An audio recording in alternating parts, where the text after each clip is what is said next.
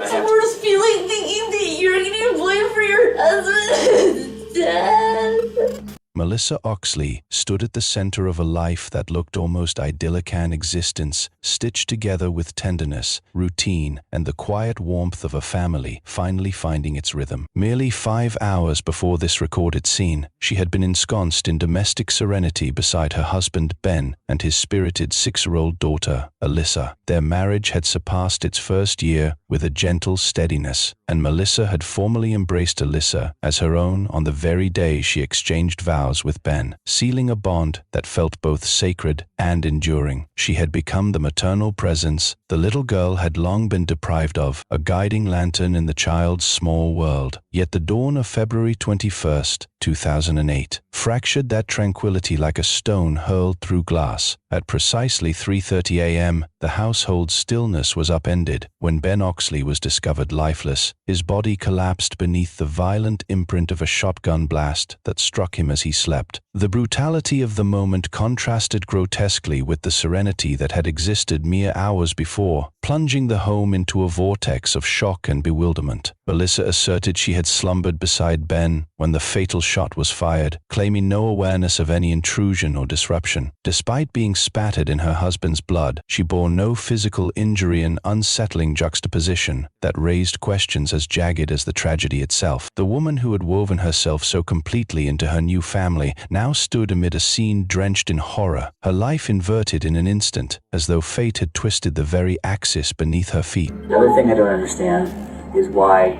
if somebody shoots him, why can't see anything?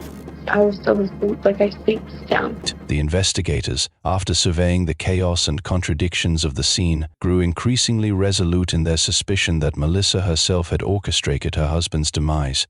If it was just a random murder, why don't they take you out? Then you're right there. The truth, however, stands in stark contrast to the suspicions cast upon Melissa. She is entirely innocent, and the shadowy puzzle behind Ben Oxley's murder might have stayed forever shrouded if not for the unexpected vigilance of one small witness. Alyssa, the 6-year-old who was believed to be fast asleep, had actually been awake long enough to glimpse something no child should ever have to behold. What she witnessed in the quiet hours of that night may be the single thread capable of unraveling the whole nightmare, and ultimately, her memory could be the lifeline that saves her mother's future. Alyssa, how old are you? 6.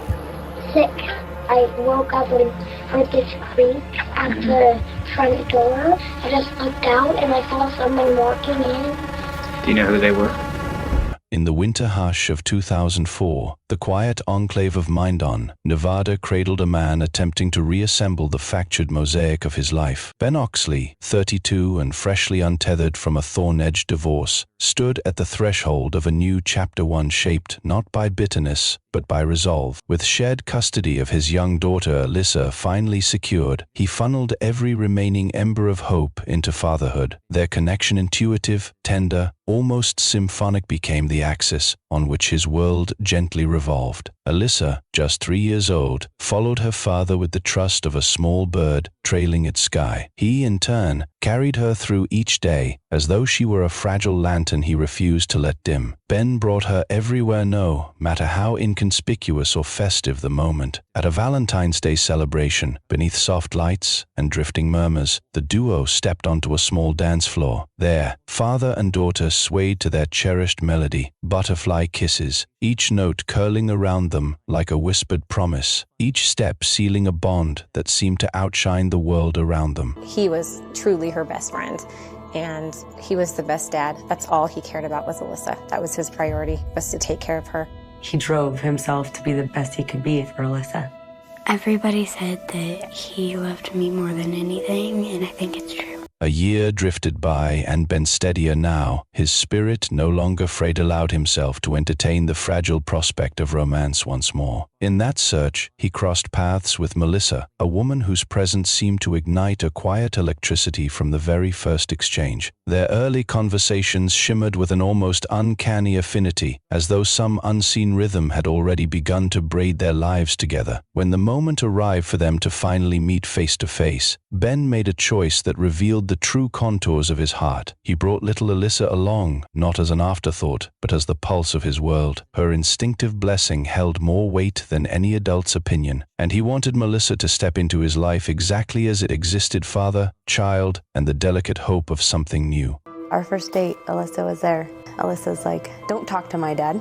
I remember meeting her. I didn't really like her. Melissa, momentarily startled by Alyssa's frosty reception during that first outing, felt no sting of offense. Instead, she found herself utterly charmed, delighted, even by the child's pint-sized possessiveness. The little girl's wary glances and folded arms struck her, not as rejection, but as a tiny guardian's attempt to defend her father's heart. That mixture of innocence and fiery loyalty only endeared Alyssa to her more. As the months unfurled, affection deepened on all fronts. Ben and Melissa's romance ripened into something steady and luminous, while Alyssa, bright, spirited, and slowly warming, became the gravitational center of their budding trio. What began as two lives cautiously converging soon grew into a harmonious, blended family taking shape with its own tender cadence. By September 17, 2006, nearly a year since their first spark, the couple stood on the cusp of a new covenant. Their wedding day dawned with soft promise, and they made sure that Alyssa, now 4 and blossoming with curiosity, was stitched into every moment. As the tiny flower girl scattered petals along the aisle, she wasn't a mere accessory to the ceremony, she was its heartbeat. During the vows, Melissa paused, lowering herself to Alyssa's height, her gown pooling like a cloud around them. With deliberate gentleness, she clasped a delicate bracelet around the child's wrist. Etched into the metal was a quiet vow and inscription pledging unbreakable affection, steadfast presence, and the shared truth that from this day forward, they belonged to one another as family. Letting her know that I will always love her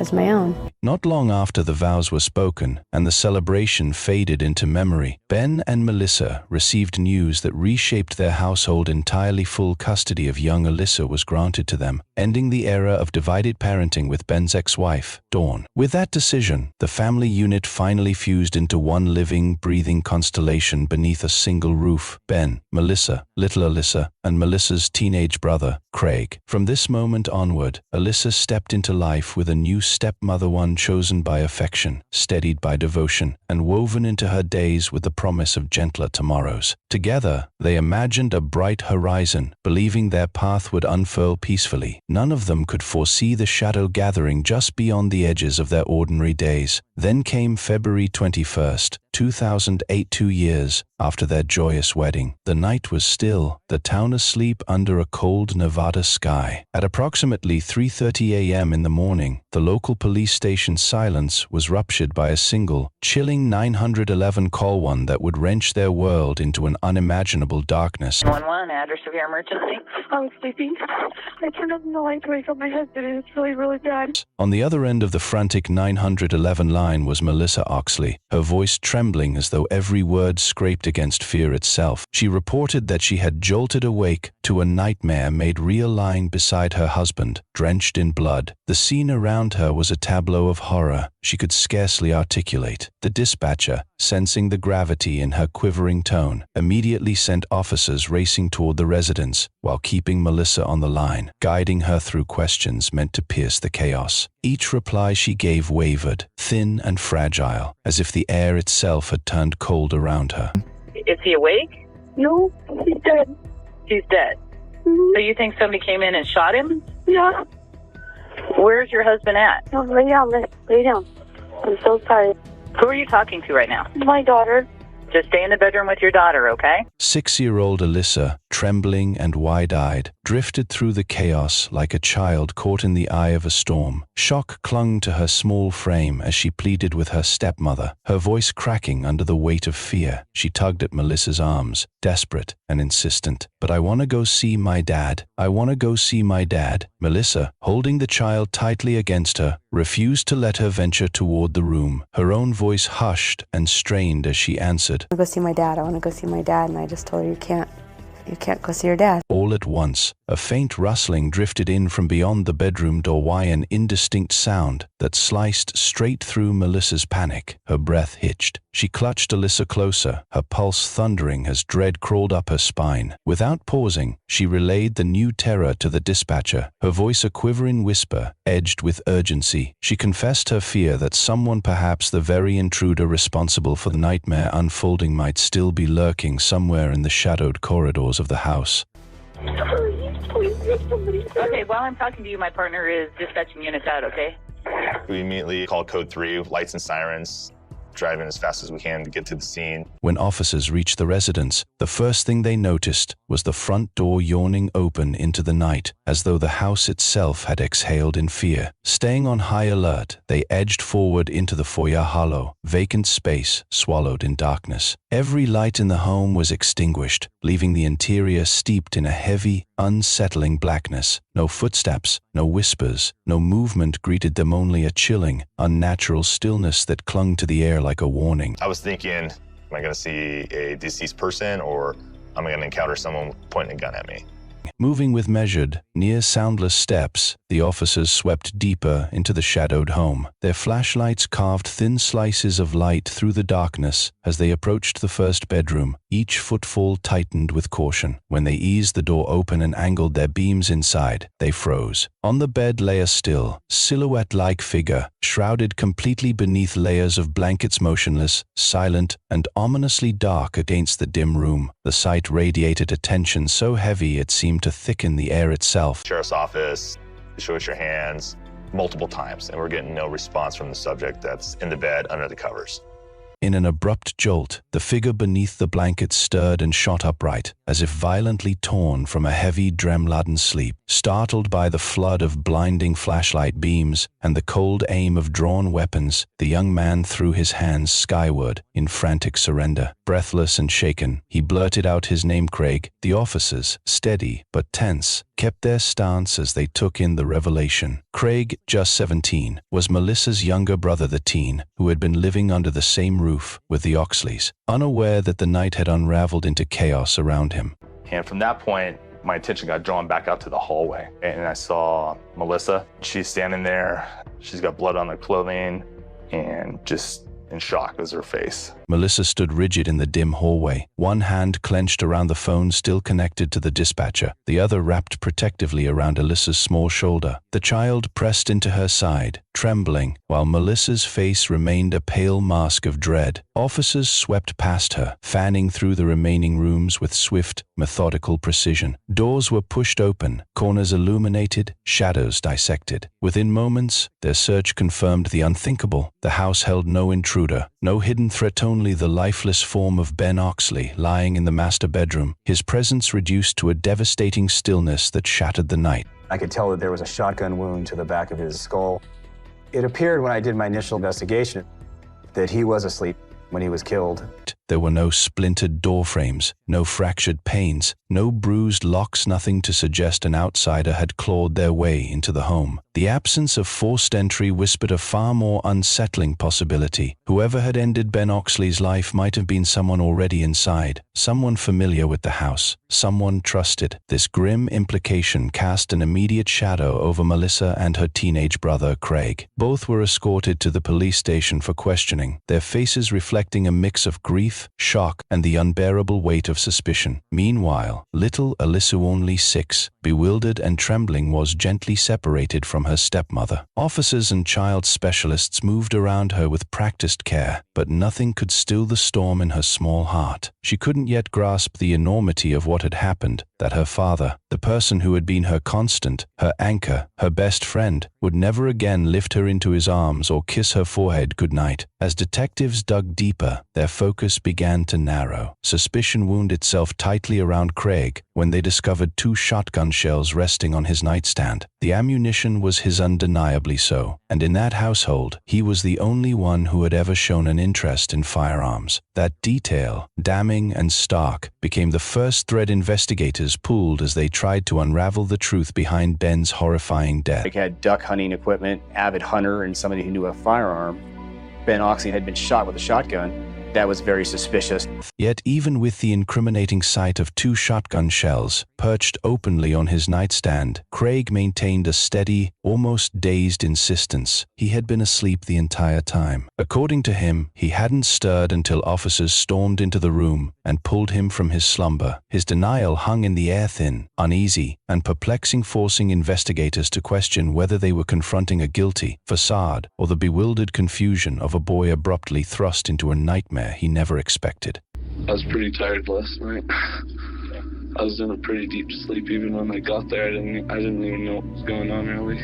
So you didn't hear anything? No, my doors were shut. Did you kill Ben? I did not. Investigators remained openly skeptical of Craig's account, their instincts itching at the edges of his calm denial. But when the forensic reports finally arrived, the tension in the room collapsed into a stunned quiet. No gunshot residue stained his hands. No microscopic trace linked him to a fired weapon. Nothing placed him outside his bedroom during the critical moments of the crime. The tests corroborated his claim he had been in his room, submerged in sleep, when Ben was killed. The revelation forced detectives to reconsider everything they thought they understood. And then another detail surfaced, jarring and deeply unsettling. It defied instinct. It defied the obvious. Melissa had been drenched in blood, yet bore not a single wound of her own, a contradiction that twisted the investigation into an even darker, more bewildering maze. When he shoots him, I can't see anything. I don't know. I honestly don't know. Sometimes people know more than they want to tell or share. And I really need it all. It's the worst feeling thinking that you're gonna blame for your husband. Dad. Oh. It's counterintuitive to your thought process when you see she's covered in blood, but she wasn't hurt. She's giving me a story.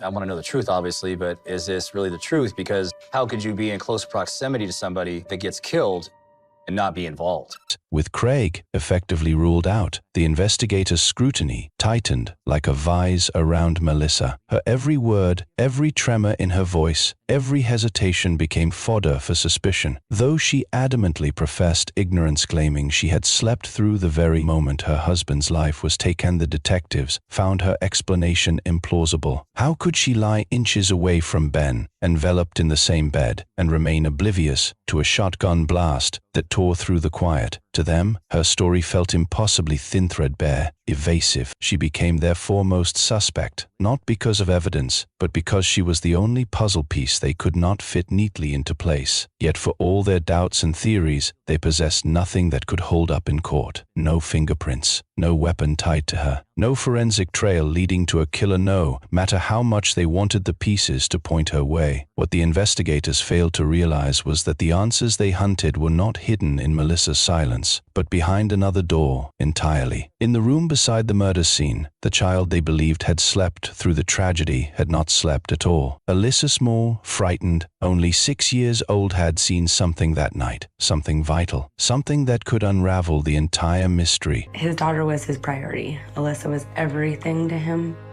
He was so joyful, fun, loving dad. He drove himself to be the best he could be for Alyssa. At this stage, the investigation stalls. Detectives have no physical evidence placing Craig at the scene, and nothing proving that Melissa harmed her husband. With nothing concrete to hold them on, police are forced to release both suspects. Then a new revelation surfaces: a $400,000 life insurance policy Ben had taken out, with Melissa listed as the sole beneficiary. Melissa insists she knew nothing about it but to Ben's family. It feels like the closest thing to a smoking gun. Rumors begin to spread, and soon the entire town is watching the newly widowed Melissa, each person whispering their own theory about how she managed to walk away without a murder charge. She told me that she thought my stepmom killed my dad that night.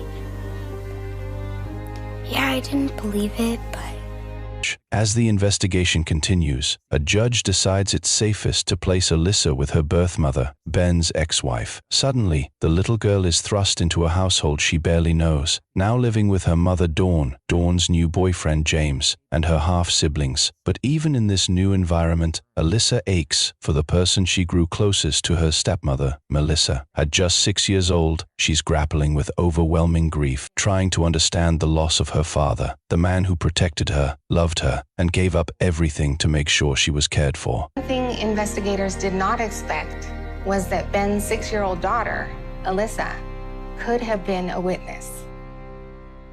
I woke up and heard this creak at the front door. I heard it and I just looked out and I saw someone walking in. Do you know who they were? I don't know who it was. She just recognized it as a person that was looking in on her.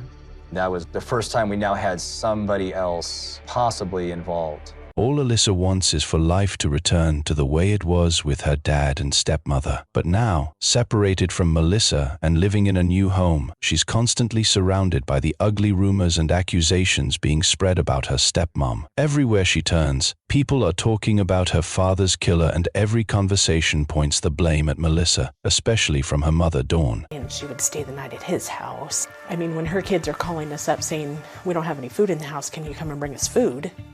There's a problem. Against all odds, the 6-year-old is the only one who still believes Melissa is innocent, even though the two have been kept apart. No matter what anyone else says, Alyssa clings to the love she felt and the happy moments she shared with her father and stepmother. And when detectives finally speak with her, the little girl reveals something no one else has been able to confirm, something that could change everything. Child custody dispute between Ben and Dawn. That weighed heavily on Dawn. She took that very personally. Alyssa's testimony shatters the detectives' assumptions about Melissa, forcing them to re-examine everyone who might have had issues with Ben. They begin revisiting old conflicts and overlooked connections. But what they don't yet realize is that the real killer has been right in front of them the entire time, hidden in plain sight. She stated that she was at the house the whole time, and that was all that she knew. Who was at the house? My son, Devin, and James. And James is my best friend's son. He hangs out there a lot. At 4:30, who else is still up? James was still awake with me. And he just told me to go to bed. Are you romantically involved with James? No. Him and I are just really good friends. After Ben's death, Dawn finally regains custody of her daughter, something she had wanted ever since their divorce years earlier. Believing it's her chance to start fresh with little Alyssa, Dawn has no idea that detectives are now turning their attention toward her. As they dig deeper, they uncover troubling details. Dawn isn't the nurturing mother she claims to be. In fact, her past shows a pattern of neglect and a failure to provide even the basics for her daughter. We're starting to put James Matling and Don Oxley into the forefront of our investigation because we felt they had something to do with it. We just didn't know what it was. Detectives soon uncover Dawn's extensive history of arrests tied to her long-term drug addiction, the very reason she originally lost custody of Alyssa during the divorce. As her past comes into focus, it becomes clear that Dawn's struggles were far more serious and long-standing than anyone initially realized. Ben? No. Do I know who killed Ben? No. Did Dawn kill Ben? No. Do I know anything about the murder? No. Were you and Dawn in any way involved in the planning of the death of Ben? No. I'm looking you in your eyes. I did not kill him. I had nothing to do with him. In stark contrast to the stable, loving home Alyssa once had with her father and stepmother, she now finds herself back in an environment marked by her mother's battles with drug and alcohol addiction, petty crime, and ongoing neglect. With these red flags piling up, investigators bring Dawn in for questioning. They want to know whether she had any involvement in Ben's death and, more importantly, where she was on the night he was murdered. Open surveillance where we followed them and made sure they knew we were following them around. We wanted them to see us following them. We wanted them to see us out and about in the community where they were at, to add pressure. As we started looking at Dawn and James Matling, we started hearing a little bit about them being in a relationship, which was denied at first. And the question is why was that held from us? The initial interviews at the house, they said they never left. They obtained the surveillance video. We found out James was at the convenience store the morning of the homicide. So we know that now his story has changed. At first he never left the house, and now we know he's out and about in the early morning hours of the night of the homicide. What do you think I lied to you about? In that first interview, when I originally asked you if you had gone out of the house that night, you told me no. Okay. You made up a big story about how you guys watched movies all night long, how you passed out on the couch, et cetera, et cetera. You went on about that. Later, I found out through surveillance video that you were at 7-Eleven. We're finding holes in his story. Now we start looking into them deeply, like, okay, so if you're lying, what else is not true? When Dawn mentions that James Matlian is her new friend, investigators quickly learn he has a long record of going in and out of prison and that he's been living with Dawn for some time. On the night Ben was murdered, James claims he was at home watching a movie with Dawn. On paper, it sounds like a solid alibi, but something about their story doesn't sit right with detectives, and the more they look into it, the more inconsistencies begin to surface. Throughout the night, she kept going that she wants Ben dead. Now, James is brought into the station for formal questioning. He sits across from detectives in a cramped interview room, the tension thickening with every passing second. The conversation quickly narrows in on one topic, his potential involvement in the murder of Ben Oxley. Though there's no physical evidence linking him to the crime, detectives can't ignore the red flags and they're determined to find out what James might be hiding. James just out of nowhere kept saying, you know what, I'll go kill him for you. Just give me the word and I'll go kill him for you. And she just kept saying, I just want him dead.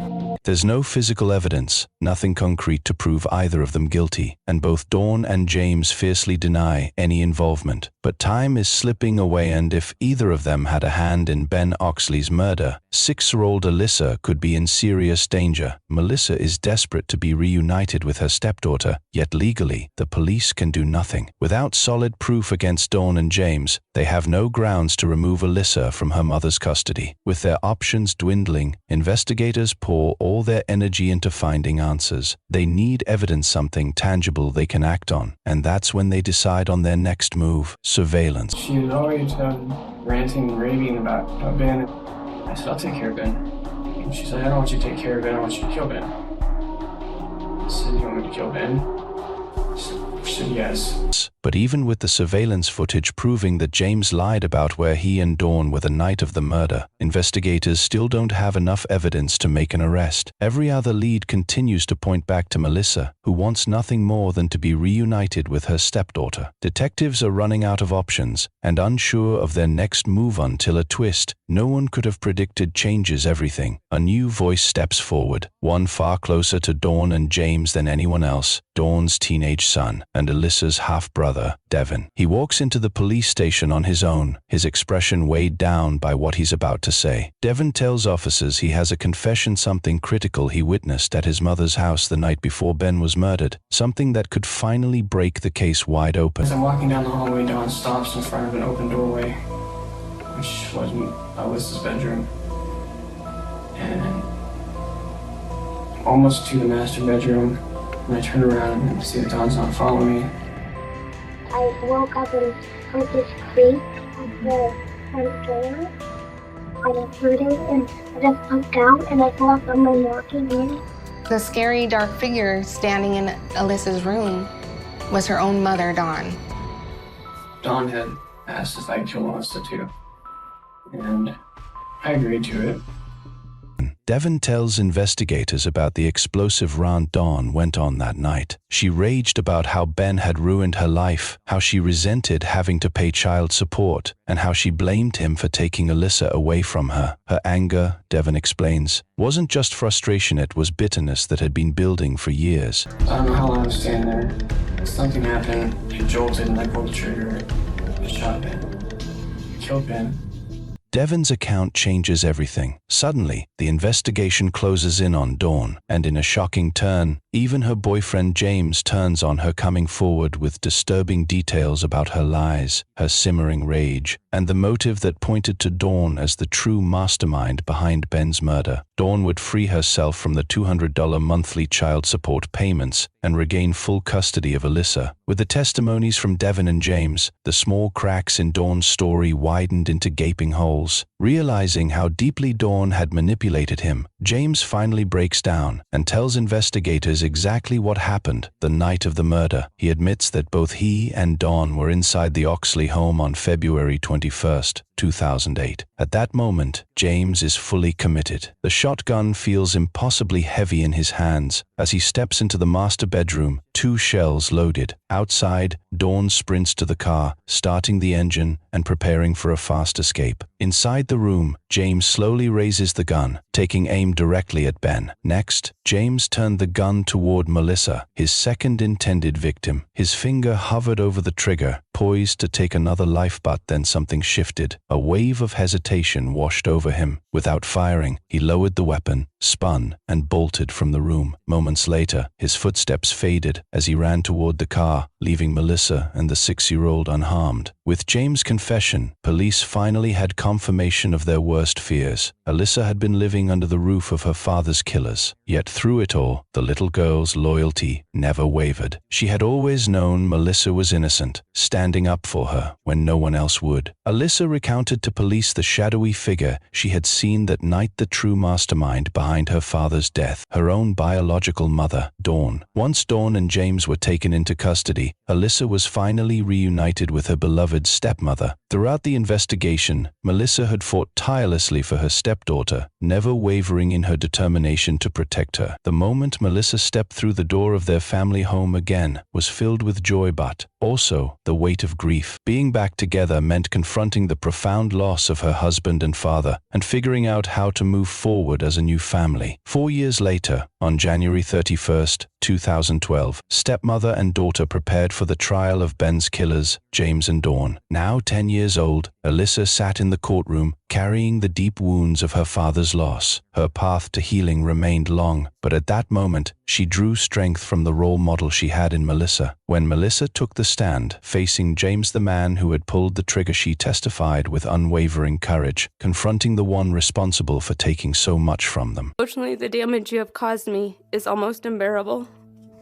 For Alyssa, you crumbled her foundation and everything she knew to be right and true. Alyssa's half-brother, Devin, also takes the stand to reaffirm his testimony about his mother's role in the murder. In the 4 years since the initial arrests, Devin has left Dawn's household, joined the army, and now bravely recounts to the court the terrible environment he and his siblings endured: neglect, addiction, and chaos caused by his mother. As a result, Dawn's parental rights to Alyssa are officially terminated, and she is sentenced to prison for numerous offenses, including parole violations, Dewey, and domestic battery. However, with clear evidence showing James as the one who actually pulled the trigger, the case against Dawn largely hinges on claims of plotting and manipulation, making it largely circumstantial. In a twist, Dawn secures immunity from the murder charge in exchange for her testimony against James, ultimately betraying their original plan. James pleads guilty to first-degree murder and is sentenced to life without parole. Justice is served for Ben Oxley. Yet, just as James is being led away to spend the rest of his life behind bars, Alyssa makes a startling and remarkable request. She asks to speak to her father's murderer alone. The courtroom falls silent, and all eyes turn to the little girl who has endured so much, yet shows courage and determination beyond her years.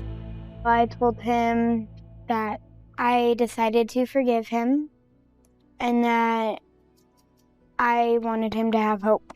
Despite the tears, grief, and the unimaginable loss of her father, 10-year-old Alyssa found the extraordinary courage to forgive the man who had taken his life. Even after everything she had endured, her heart held only kindness and love. This remarkable strength allowed her to begin the journey of healing and start coming to terms with the tragedy that had upended her life. With the unwavering love and guidance of her stepmother, Melissa, the two forged an unlikely but unbreakable bond, becoming a true mother and daughter family. Their new family grew to include Brandy, Alyssa's half-sister, and another of Dawn's children, who had been left motherless after the conviction. Though Melissa had no prior connection to Brandy, she embraced the responsibility wholeheartedly, determined to build a nurturing, supportive home for both girls and create a new path forward, filled with love, stability, and hope.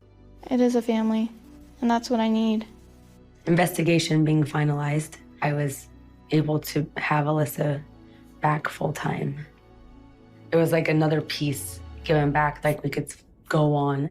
As Melissa and her 2 daughters settle into their new blended family, they gradually find ways to move forward, healing from the trauma of that fateful night on February 21st, 2008. I just really think about Ben and the memories.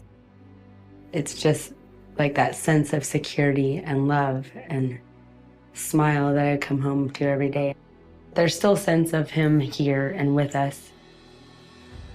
Like he has so much to live on and the legacy here that he's left and how he loved. The 2 of them cherish their memories of Ben, holding close the happiness and bond they shared as a family, knowing that connection will live on in their hearts forever. I miss him a lot. I think he still loves me and that I'm doing much better than I was at my other house. It will always be in my heart. He'll never be forgotten. On her wedding day, Melissa made a vow to carry Ben and Alyssa in her heart for the rest of her life. The love we choose is the love that endures forever. She lived in a sprawling mansion, drove luxury cars, and enjoyed a life most could only fantasize about. Her husband adored her, showering her with everything she could ever desire. My family comes first. She had the mansion, the luxury cars, the life most people only dream about. Her husband adored her, lavished her with gifts, and built a world of comfort around her. But behind the designer handbags and the Beverly Hills smile, Monica Cemententelli was hiding a secret that would end a man's life and destroy everything she had built. Monica appeared to be living the dream. Her husband, Fabio Cemententelli, wasn't just any man. He was a top executive at Wella, a global beauty and hair care powerhouse.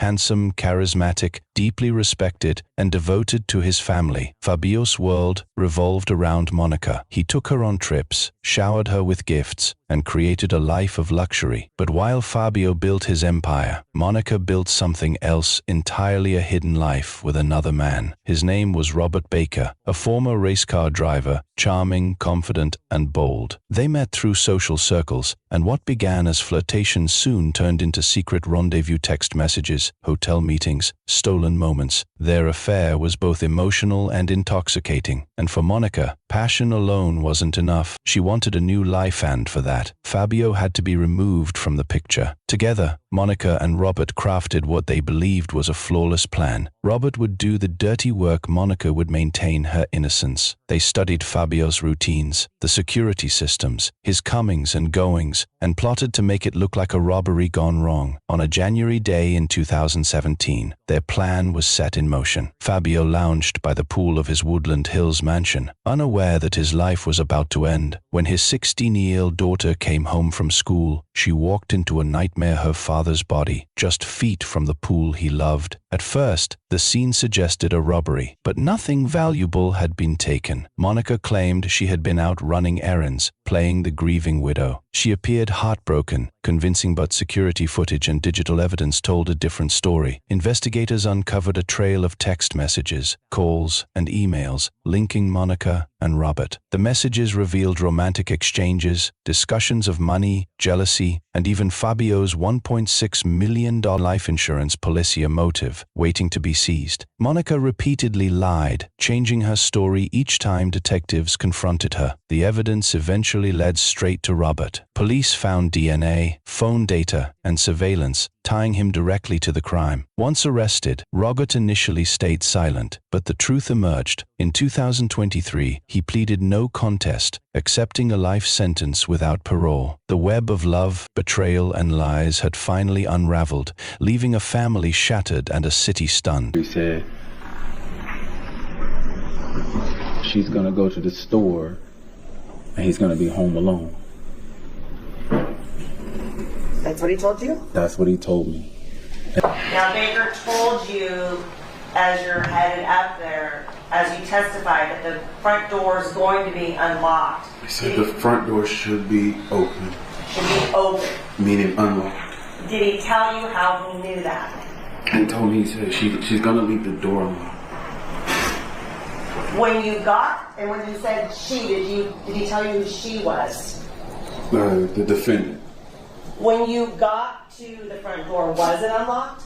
It was indeed unlocked. In court, Robert Baker claimed he acted alone, that he ended Fabio's life because he wanted Monica for himself. Prosecutors, however, never bought his story. They argued that Baker was protecting her, that their affair wasn't just about passion, but greed. Years later, it was Monica's turn to face justice. Her trial began in early 2025, and the world was watching. Monica entered the courtroom poised and polished, dressed in designer suits, calm, composed. At times, she even smiled, betraying nothing of the life sentence looming over her. Her defense portrayed her as a victim, a woman manipulated by an obsessed lover who acted without her knowledge. Prosecutors painted a far darker picture, one of deceit, lies, and cold, calculated intent. They presented phone logs, text messages, and damning evidence that told a story Monica could not hide from. Then came Christopher Austin, the witness who would crack her composure entirely. He had been part of the plan, privy to every secret, every late-night conversation, every promise. Austin had made a deal with the state, pleading no contest to second-degree involvement in exchange for his testimony. On the stand, Austin laid it all bare. Monica wasn't just involved, she was the mastermind. According to him, the motive was twofold: the $1.6 million life insurance policy on Fabio and Monica's desire to be free to continue her affair with Baker without the man who had given her everything standing in her way. He testified that Baker had said Monica would leave the front door open on the day of the attack so they could enter quietly, revealing a level of premeditation that shocked the courtroom. Baker had covered his mouth. I started stabbing him, and I covered his eyes. And I stabbed him once. Did Baker say anything during all of this? No. And did you see where Baker was stabbing him? He just started in like the mid area and everywhere. I closed my eyes. I closed my eyes after he started stabbing him, after I stabbed him once, and then I pulled the knife out, and then he started running toward the house. So you recall that you stabbed him one time. Where was that at on his body? And on the neck. Was he still seated in the chair? Yes. Did he ever get up from the chair that you recall while this was going on? No. That single detail, the open door, tied Monica directly to the crime. It wasn't just knowledge, it was facilitation. She hadn't been a bystander, she had made it possible. Then came the most chilling part of Austin's testimony, the moment the plan turned into action. He described how he and Baker drove to the Cemententelli home after receiving a text that appeared to come directly from Monica's signal that it was time to strike. Inside the house, Fabio sat by the pool, completely unaware that his life was about to end. Austin recounted the attack in grim detail. Baker lunged at Fabio, covering his mouth as a struggle ensued, while Austin restrained him from behind. Austin admitted to delivering a single brutal blow during the struggle, while Baker carried out the rest. The courtroom fell silent as the horrific scene unfolded through his words, leaving no doubt that this was no impulsive act. It was the culmination of months of planning, deception, and deadly intent. Had you talked to him before you left about what you were thinking or feeling about what had just happened? I did. I told him, I can't believe you had me do that. I'm never going to see you again. And then he was like, you're good. Like, you're still a good person. I was like, I'm not a good person. But then he said, come on. And then he's like, don't worry about it. She wanted him dead. It's done. Don't worry about it. You're still a good person. He couldn't convince me that I was. Did he give you anything at this time? Yeah, he stuffed a roll of coins in my pocket. He said, take this. He said, this should be worth about $10,000. Did you say coins? What kind of coins? They were gold coins. Austin told the jury that Baker had made it clear Monica wanted Fabio out of the way. She wanted a fresh start with the life insurance money and the man she was secretly seeing. He revealed that he had been paid in gold coins for his role in the crime and promised a share of the insurance payout once the plan was complete. The testimony painted a chilling picture. This wasn't just a crime of passion, but a cold, calculated scheme fueled by greed and betrayal. In case number BA 452-975-02. We, the jury, in the above entitled action, find the defendant, Monica Cementelli, guilty of the crime of murder in violation of Penal Code Section 187A, a felony as charged in count 1 of the indictment. We further find the murder to be of the first degree. We further find the allegation that the murder of Fabio Cementelli was intentional and carried out by the defendant, Monica Cementelli, for financial gain within the meaning of Penal Code Section 190.2A1 to be true. We further find the allegation that the defendant, Monica Cementelli, intentionally killed the victim by means of lying in wait within the meaning of Penal Code Section 190.2A15. In the same case, title, and cause, we, the jury, in the above entitled action, find the defendant, Monica Cementelli, guilty of the crime of conspiracy to commit murder. Dated April 11th, 2025. Juror number 10, foreperson. Austin's calm, methodical account of that afternoon gripped the courtroom, and when he detailed how Monica had allegedly orchestrated the plan from the very beginning, coordinating every move, signaling when it was time to strike, all eyes turned to her. For the first time in the trial, Monica Cementelli broke down. Tears streamed down her face as Austin spoke. The confident smile she had worn through weeks of testimony vanished. Her shoulders slumped, her hands trembled, and she stared straight ahead, realizing in that moment that she wasn't going home. After all the lies, the carefully curated composure, the designer outfits, and the performance of innocence, the truth had finally caught up. Austin's testimony, paired with digital evidence, incriminating messages, and the life insurance motive, delivered the final blow to Monica's defense. It proved not just that she benefited from the crime, but that she had helped plan it. In the eyes of the jury, she was revealed as the mastermind behind the entire tragedy. Jurors saw through the act. They saw the patterns, the manipulation, the careful planning, and the cold, calculated motive. After weeks of testimony, the verdict was clear. The jury returned with a guilty verdict, closing the chapter on a case that had shocked Los Angeles and stunned the beauty industry. 190.2, subsection A, subsection 1, and 190.2, subsection A, subsection 15. We sentence the court as follows. Probation denies for the reasons I have stated. Defendant is sentenced to state prison for the term prescribed by law, which is life imprisonment without the possibility of parole. Yes. As to count 2, violation of section 182, subsection A, subsection 1, conspiracy to commit murder. Defendant is sentenced to state prison for the term prescribed by law, which in that case is 25 years to life. The sentence in count 2 is stayed pursuant to Penal Code Section 654. Said stay to become permanent upon the successful completion of the sentence in count 1.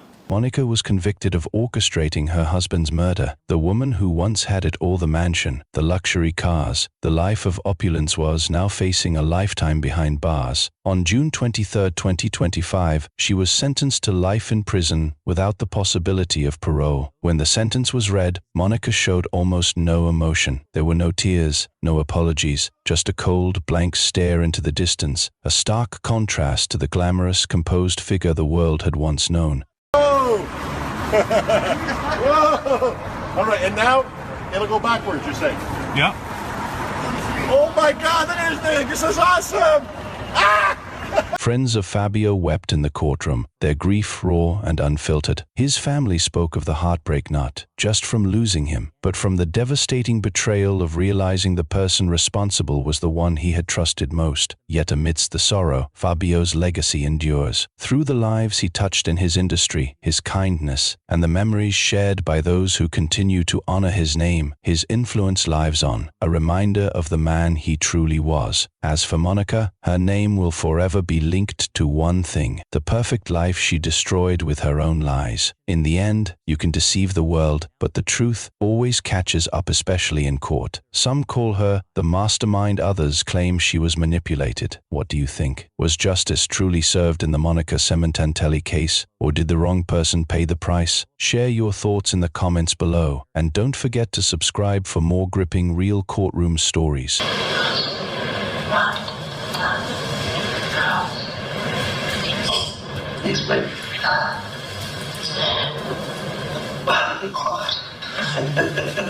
Stupid so we all have.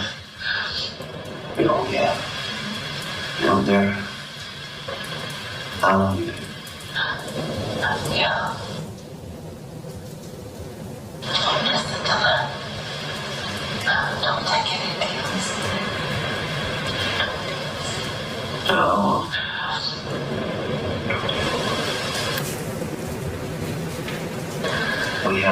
sense without each other.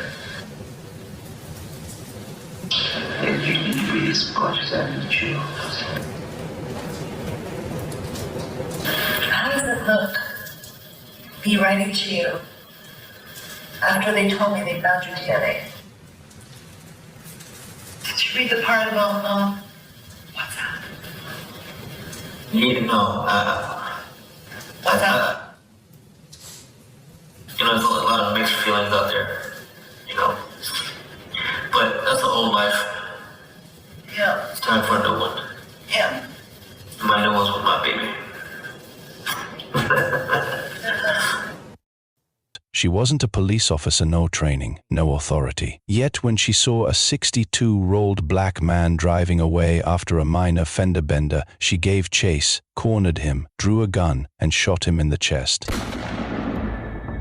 His name was Kenneth Herringer, grandfather, possibly disoriented, confused, maybe even experiencing a medical emergency. But to Hannah Payne, he was a suspect. And there he lay, dying in the street. She called 911 not for help, but to say he deserved it. Yet in court, when her freedom hung in the balance, she cried, she broke down, she pleaded for sympathy. She was forced to hold a replica gun before a jury, demonstrating exactly how she shot an unarmed man in the chest. Now, flip the scenario. If Hannah Payne had been black and Kenneth Herring white, would we even be talking about a trial? Or would she have been behind bars from the very start? Hannah Payne was a 21-year-old white woman from Georgia. She had no criminal record, was a college student, worked part-time at a clothing store, and was engaged to be married. She described herself as a good Samaritan, someone who wanted to do the right thing. But on May 7, 2019, she saw something that would change her life and end someone else's. That day, 62-year-old Kenneth Herring, a black man, had been involved in a minor traffic accident near Clarkston, Georgia. Witnesses say Herring drove off, possibly confused, panicked, or experiencing a medical episode. The crash was minor. No one was seriously hurt. Yet Hannah Payne, who had no connection to the incident, decided to take matters into her own hands. She jumped into her Jeep and began chasing Herring. For over a mile, she followed him, ignoring the 911 dispatcher's repeated warnings not to intervene. Hey, can you get his tag number?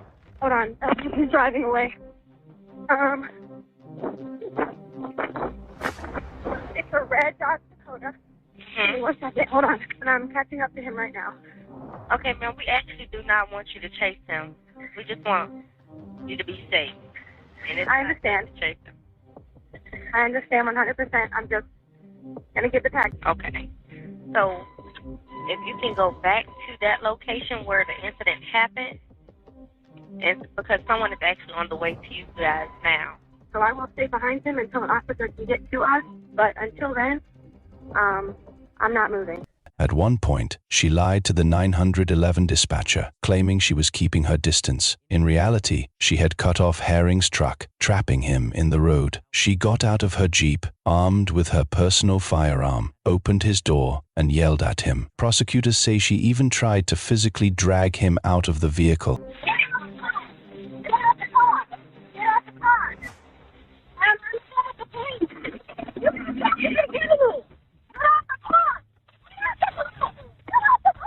Ma'am.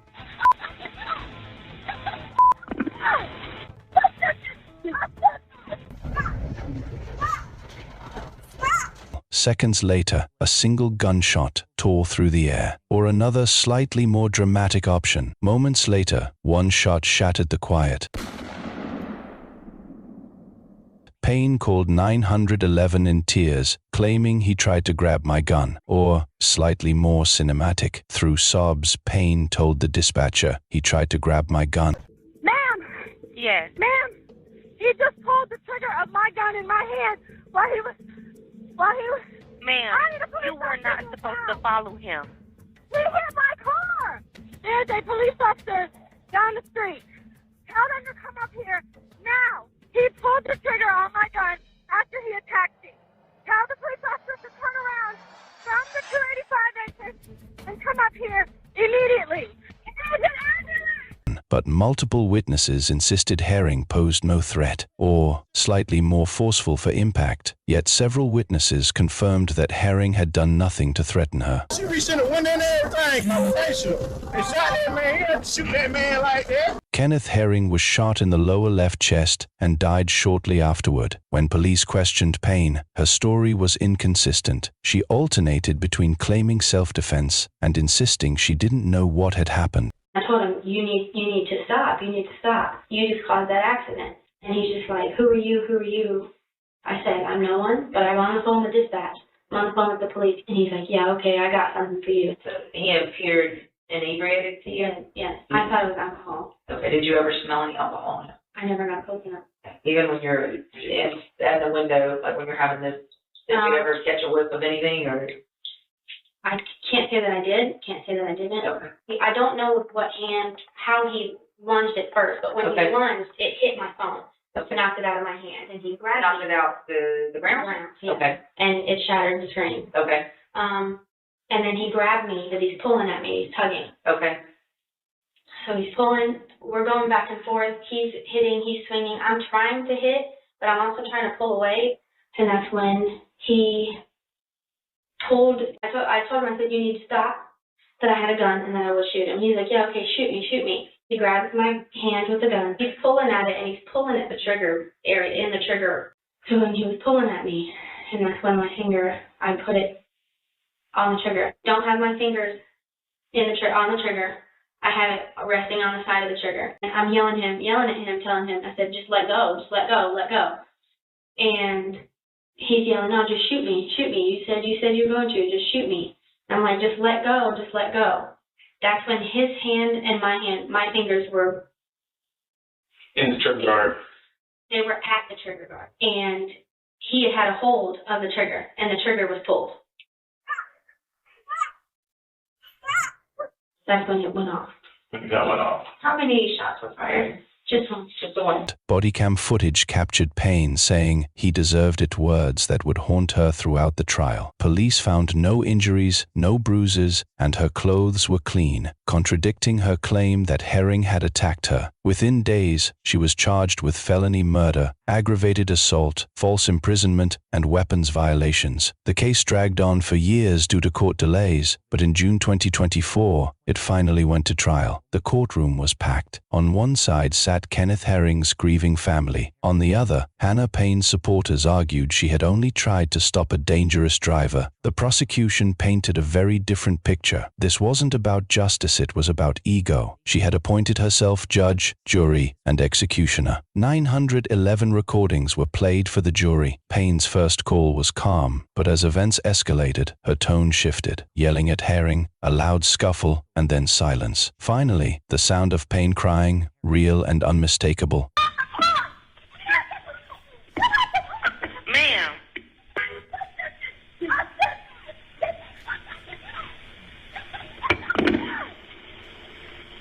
Ma'am!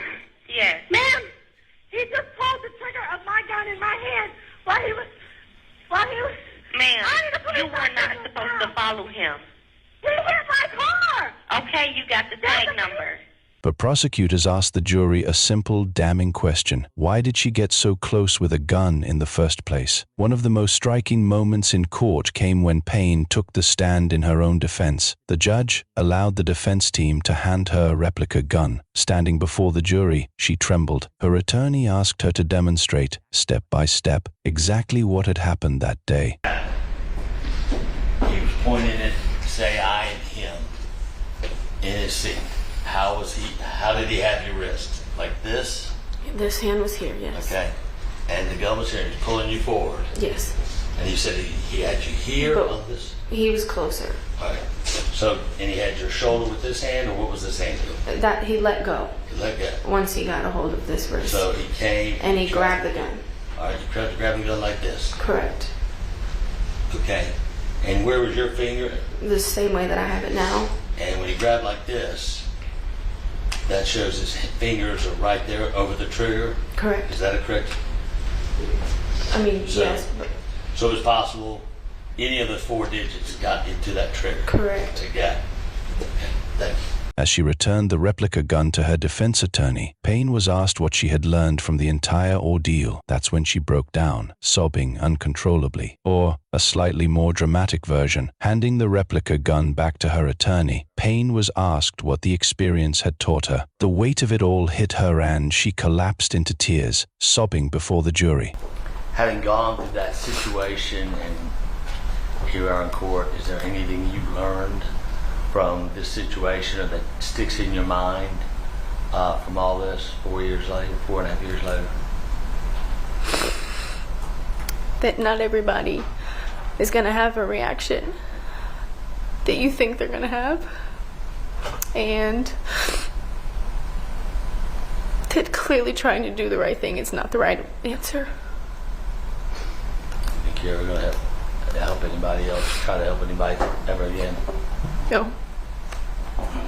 Prosecutors pounced during cross-examination. They highlighted that Payne had a choice. She could have stayed in her car, let the police handle it, but she chose to escalate. They presented her text messages from days earlier, joking with a friend about owning a gun and claiming she'd pull it if necessary. The prosecution's closing argument was sharp and unflinching. This wasn't road rage. It was vigilante justice, and it cost a man his life. After several days of deliberation, the jury returned a verdict. Hannah Payne was found guilty on all counts: felony murder, aggravated assault, false imprisonment, and possession of a firearm during the commission of a felony. We, the jury, find the defendant guilty.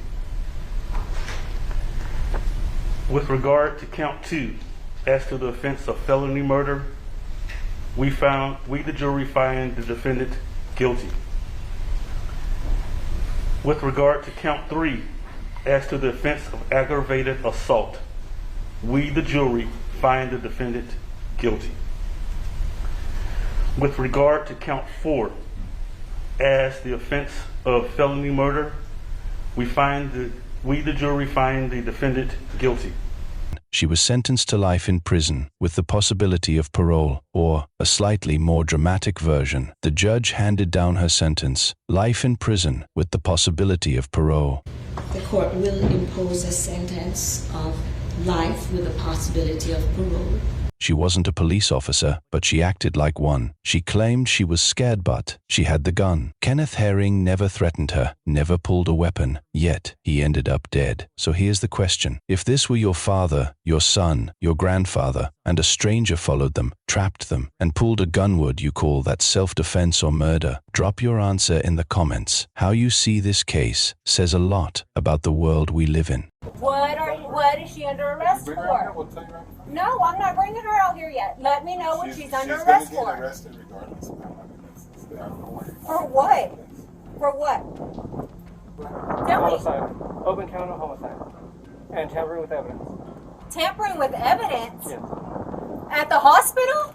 Police arrived at a quiet residence in Artesia, New Mexico, prepared to take 19-year-old Alexi Trazo into custody. But before they could step inside, her mother blocked the doorway, pleading and arguing fiercely in defense of her daughter. To understand why authorities were there, we need to revisit the night that shattered the ordinary. In the early hours of January 27, 2023, Alexi Trazo showed up at Artesia General Hospital. Known in her small town as a high school cheerleader, she appeared in distress, complaining of intense back pain. Initially, doctors suspected something routine, perhaps kidney stones or a urinary tract infection. Tests were ordered and pain relief was administered. But as the lab results came back, a shocking truth emerged. Alexi was not only pregnant, but already in active labor. For the medical team, it became a race against the clock. For Alexi, panic set in. She had concealed the pregnancy from everyone: friends, teachers, even her own mother. Moments later, she bolted into a hospital bathroom and locked the door. 20 minutes passed, then 30, before staff forced the door open. Inside, they discovered a harrowing scene. A newborn baby boy, hidden beneath layers of plastic and discarded items. Confronted immediately by doctors and security, Alexi broke down and confessed to the unimaginable. Of delivering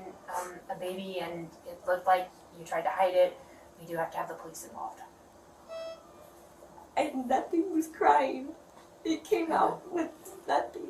I know. But the baby's gonna have to be taken for autopsy and there'll be an investigator and everything. I'm really sorry. Where did you put the baby at? Tell me the truth. Where did you put the baby 517-836-460. That came out of your toilet? You put it in the bag? Yes. In what bag? Why did you say anything to us? Do you want to get in trouble for this now? How big is the baby? It's full term. What? 9 months? Nothing was crying. Let's see. Have you watched the news of the girls that what they do to their babies and what they go to jail? Nothing was crying. She's not gonna go to jail. Right now, right now she's being detained, so she's not going to leave from here at all. Period. Okay. So one of us will Is be in your custody? Like, Yeah, she's detained. Yeah, she's not under arrest, but she is detained. Okay, she's not free to leave. The shocking discovery set off a criminal investigation that would ripple through the community and capture national attention. 4 months later, on May 10, 2023, police returned to the Trazo residence with a clear objective: to arrest Alexei on charges of first-degree murder and evidence tampering. But when they knocked, it wasn't Alexei who opened the door, it was her mother. As the officers began to explain the purpose of their visit, her mother immediately sprang into action, fiercely defending her daughter. She challenged the allegations, questioned the officers' reasoning, and demanded answers before they could even finish their statement. I'm letting you know she has a warrant for her arrest. We don't have a search warrant for your house. We have a warrant for her arrest. okay, can we see the warrant? Yeah, once we She gets a copy of it. Can I go up there when you take her up there? You can go to the detention. Do you know where it is? Everything? Okay, so what is she under arrest for? She's over 18. She's got a copy. I understand that, Right. Detective Gonzalez. Right. What is she under arrest for? She has a warrant for arrest. Okay? For what? That's all I'm going to tell you. Okay? What do you mean that's all you're going to tell me? she's over the age of 18. I understand that, but I have a right to know as well. And we'll tell you that, but we Okay, need then the let me know now. We need the cooperation. Let me know now. I'm giving you the cooperation. I told you answer my question. Well, What is she under arrest for? Like I said, she's over the age of 18. Like, that we can't relinquish that information, but if you bring her out here, we'll tell you. What is she under arrest If you bring her out here, for? we'll tell you right in front of No, I'm not bringing her out here yet. Let me know what she's under She's arrest going to for. get arrested regardless. I mean, I don't know why. For what? For what?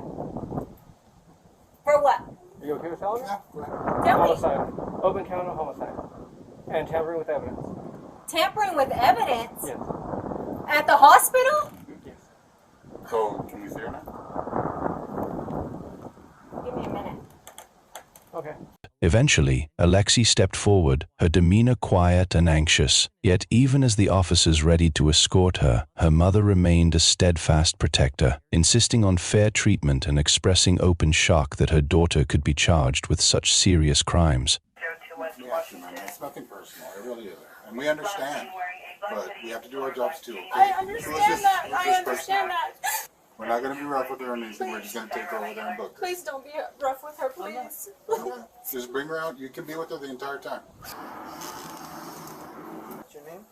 Lexi. Okay. What's the last 4 years social? She don't even know it. You don't know it? I don't know.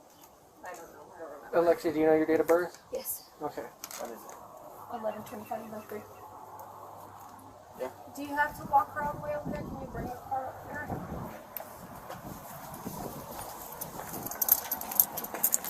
3200 West Main Street, Public Safety Complex. If you just go through the front door, we're tampering. I'll be headed your way shortly.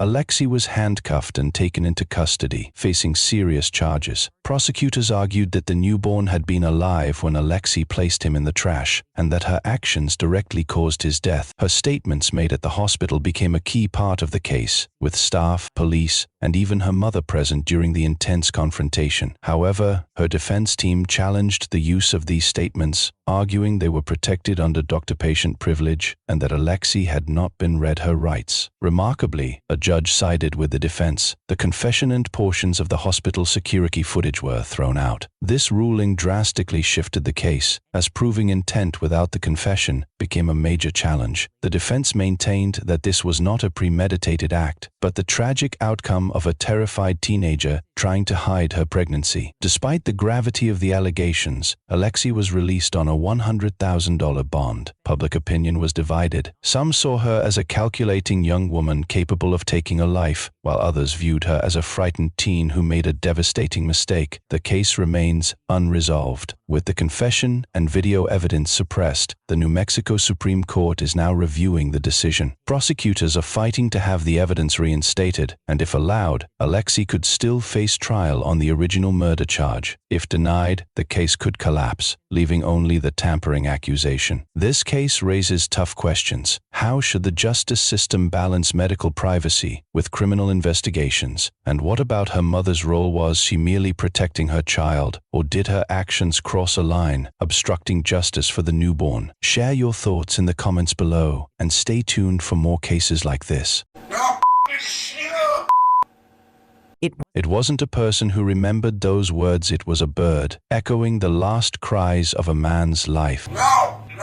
That eerie echo would become the thread that unraveled the truth and sealed a killer's fate. Marty and Glenna Durham lived in the quiet corners of Ensley Township, Michigan, a small town where everyone knew everyone else's business. Marty, 46, was the life of any gathering, talkative, outgoing, always ready to spark up a conversation. He adored motorcycles, cherished his friends, and most of all, his parrot Bud, whose uncanny ability to mimic Marty's voice often startled visitors. Glenna was a study in contrast, soft-spoken, reserved, and hiding a dangerous secret, crippling gambling debts. Friends remembered the tension building in the marriage, arguments over money, sharp accusations, and Marty's growing anxiety about losing it all. When police arrived, the scene was nightmarish. Marty had been shot 5 times. Glenna lay nearby, barely conscious, with a head wound that appeared self-inflicted. At first glance, it seemed like a murder-suicide gone wrong, but detectives sensed something off. There were no signs of forced entry, no evidence of an intruder, and most striking of all, Glenna survived, claiming she had no memory of what had happened. The quiet town of Ensley Township was about to discover that appearances could be deadly misleading. The only thing I remember, he wanted to take me out to dinner. I told him I didn't feel good. He wanted to, Mom's come up, and I said, no, I don't feel good. I remember getting a shot. I don't know what day that was. I know I had 2 prescriptions. I don't know if I even picked them up. We were supposed to be going to Camden Memorial weekend. That's the only thing I remember. Then the parrots began to speak. After Marty's death, his family took Bud in, hoping to comfort themselves with the familiar presence of his beloved pet. But within days, the parrot's behavior changed. Bud started shrieking a frantic phrase, repeating it over and over in a voice that sounded almost human, raw, terrified, and impossible to ignore. Shut up! Get your building now!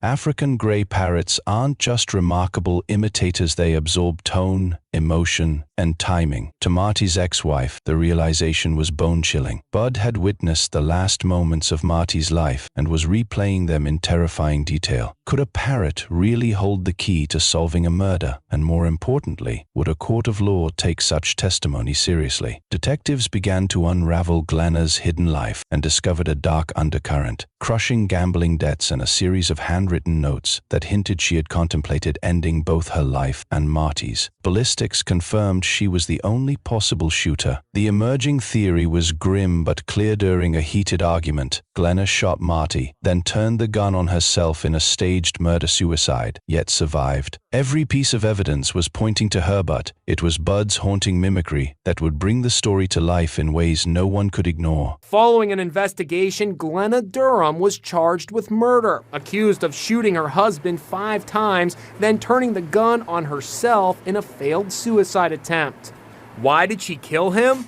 They had some financial problems. On the day of the murder, their house was being sold in a sheriff's sale, which is a foreclosure type proceeding. The courtroom was electric with tension. Bud's repeated cries couldn't be formally entered as evidence after all. Parrots can mimic words without understanding them, but prosecutors didn't need the bird in the witness box. Instead, they let the story of Bud's haunting repetition reach the jury through vivid witness testimony, adding an emotional edge to an already damning case. Glenna sat frozen as prosecutors laid out the chilling details, how she had meticulously planned the attack, fired 5 shots at Marty, and left him to die while attempting to stage a cover-up. Every piece of evidence painted a damning picture, and the jury could feel the weight of it. In July 2017, after deliberation, the verdict was delivered: guilty of first-degree murder. The echoes of Bud's voice had helped ensure that justice was served. Glenna Durham was just convicted and was clearly not happy with the verdict.